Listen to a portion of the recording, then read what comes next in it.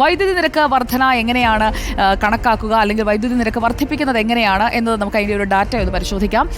വൈദ്യുതി നിരക്ക് വർദ്ധിപ്പിക്കുന്നതിനുള്ള അല്ലെങ്കിൽ അതേക്കുറിച്ചുള്ള കാര്യങ്ങളിൽ തീരുമാനമെടുക്കാനുള്ള അധികാരം സംസ്ഥാന വൈദ്യുതി റെഗുലേറ്ററി കമ്മീഷനാണ്. ആ കമ്മീഷൻ ഇപ്പോൾ തെളിവെടുപ്പടക്കം പൂർത്തിയാക്കി കഴിഞ്ഞിരിക്കുകയാണ്. വരവും ചെലവും വിശദമാക്കി KSEB താരിഫ് പെറ്റീഷൻ നൽകും. റെഗുലേറ്ററി കമ്മീഷൻ ജനങ്ങളുടെ അഭിപ്രായം തേടും. ആ തെളിവെടുപ്പാണ് ഇപ്പോൾ പൂർത്തിയായിരിക്കുന്നത്.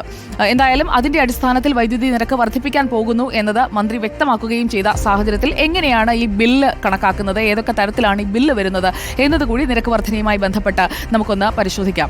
ഏതൊക്കെ തരം ചാർജുകളാണ് നമ്മുടെ ബില്ലിൽ ഉൾപ്പെടുന്നത്? ഒന്നാമത്തേത് ഫിക്സഡ് ചാർജാണ്.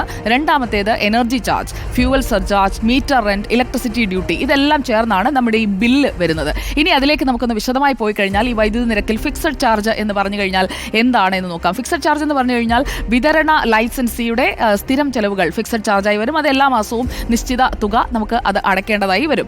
രണ്ടാമത്തേത് എനർജി ചാർജാണ്. എനർജി ചാർജ് എന്ന് പറഞ്ഞു കഴിഞ്ഞാൽ അതെങ്ങനെയാണ് വരുന്നത് എന്നത് കൂടി പറഞ്ഞു തരാം.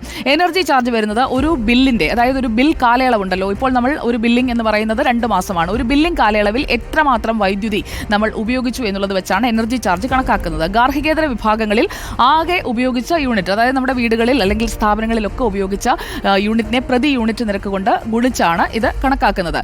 ഇനി മീറ്റർ റെന്റ് ആണ് അടുത്ത ഘടകം. എനർജി ചാർജ് കഴിഞ്ഞാൽ മീറ്റർ റെന്റ്.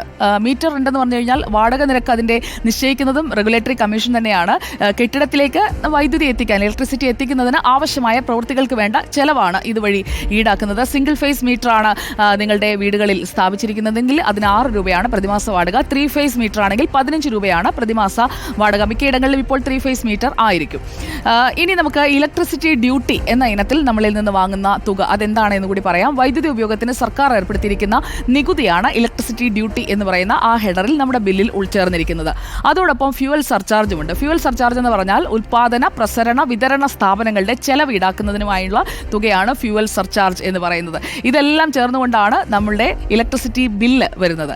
രണ്ടാം LDF സർക്കാർ അധികാരത്തിൽ വന്ന ശേഷം ഇതുവരെ 2 തവണ വൈദ്യുതി നിരക്ക് വർദ്ധിപ്പിച്ചു. അത് 2022 ജൂൺ 26 കഴിഞ്ഞ വർഷം 2023 നവംബർ 1 അപ്പോൾ നിരക്ക് വർദ്ധിപ്പിക്കാൻ സമയമായി. ആ ഒരു കണക്ക് വെച്ച് നോക്കുകയാണെങ്കിൽ 0 മുതൽ 40 വരെ പ്രതിമാസ ഉപയോഗമുള്ള BPL വിഭാഗത്തെ വർധനയിൽ നിന്ന് ഒഴിവാക്കിയിരുന്നു. ബാക്കി യൂണിറ്റുകൾ 2 തവണയായി 10 പൈസ മുതൽ 90 പൈസ വരെ വർദ്ധിപ്പിച്ചിരുന്നു. ഇതിന് പുറമെയാണ് പുതിയ നിരക്ക് വർധനയ്ക്കുള്ള ശുപാർശയും നടപ്പാക്കാൻ പോകുന്നത്. UDF സർക്കാരിന്റെ കാലത്ത് 0 യൂണിറ്റ് മുതൽ 50 യൂണിറ്റ് വരെ ഈടാക്കിയിരുന്നത് 3 രൂപ 15 പൈസയായിരുന്നു. ഇപ്പോഴത് 3 രൂപ 25 പൈസയാക്കിയിട്ടുണ്ട്.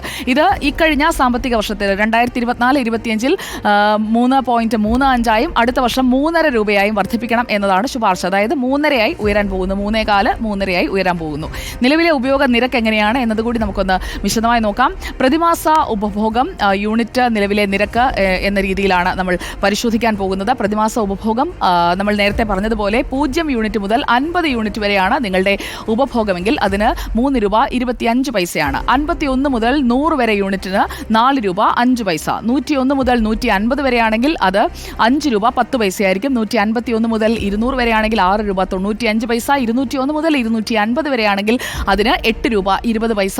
0 മുതൽ 300 വരെ 6 രൂപ 40 പൈസ. 0 മുതൽ 150 വരെ 350 വരെ 7 രൂപ 25 പൈസ. 0 മുതൽ 400 വരെ 7 രൂപ 60 പൈസ. 0 മുതൽ 500 വരെ 7 രൂപ 90 പൈസ. 500 യൂണിറ്റിന് മുകളിലാണെങ്കിൽ 8 രൂപ 80 പൈസ. അങ്ങനെയാണ് നിരക്ക് നമ്മൾ ഇപ്പോൾ വാങ്ങിക്കൊണ്ടിരിക്കുന്നത്. ഇനി നിരക്ക് വർധനയ്ക്കായി KSEB റെഗുലേറ്ററി കമ്മീഷൻ നൽകിയ ശുപാർശകൾ കൂടി നമുക്ക് നോക്കാം. ഓരോ വർഷത്തിലും കൂട്ടാൻ ശുപാർശ ചെയ്ത തുക എത്രയാണ് എന്നത് ഞാൻ നേരത്തെ സൂചിപ്പിച്ചിരുന്നു. നമുക്കപ്പോൾ ആ കണക്കുകൾ അനുസരിച്ച് ഒന്ന് നോക്കിക്കഴിഞ്ഞാൽ 2024-25 അതായത് ഈ വരുന്ന സാമ്പത്തിക വർഷം, അതോടൊപ്പം അടുത്ത സാമ്പത്തിക വർഷം 2025-26, ഒപ്പം 2026-27 എന്നിങ്ങനെയാണ് ഈ കണക്ക് നമുക്കിപ്പോൾ ഡിസ്പ്ലേഡ് ആയിരിക്കുന്നത്. ഓരോ യൂണിറ്റും കൂട്ടാൻ പോകുന്നത് എത്ര വീതമാണ് എന്നുള്ളത് പ്രേക്ഷകർക്ക് ഇപ്പോൾ കാണാം. അടുത്ത 2 വർഷങ്ങളിൽ ഏകദേശം ഒരേ രീതിയിലാണ് ഇപ്പോൾ കൂട്ടാൻ പോകുന്നത്. 3.25 നിന്ന് അത് 3.35 മാറുന്നു. 51 മുതൽ 100 വരെയുള്ളതിന് 4.25 ആകുന്നു. അത് അടുത്ത വർഷങ്ങളിൽ 4 രൂപ 45 പൈസയാകും. 101 മുതൽ 150 വരെ ആദ്യം ഈ വർഷം